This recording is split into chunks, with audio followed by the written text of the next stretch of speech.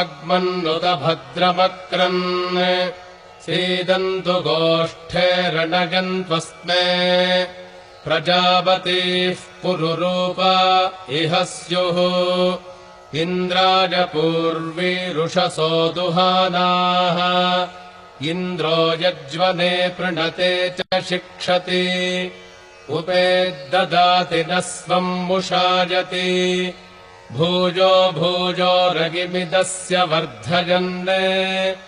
अभिन्ने खिल्ले निदधाति देवयुम् न तानशन्ति न दभाति तस्करः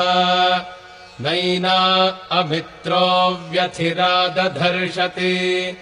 देवागिश्च याभिर्यजते ददाति च ज्योगित्ताभिः सचते गोर्वारेणुककाटो अश्नुते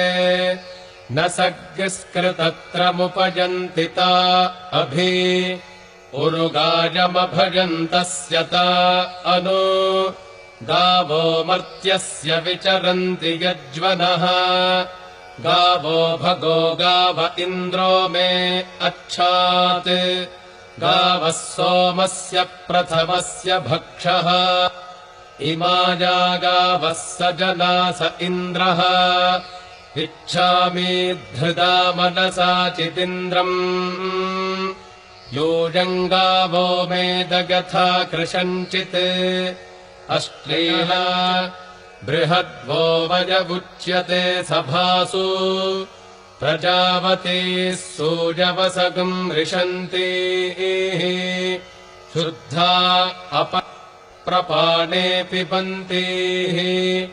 मावस्तेन ईशतमाघशगम् सः परिबोहेति रुद्रस्य वृङ्ग्यात्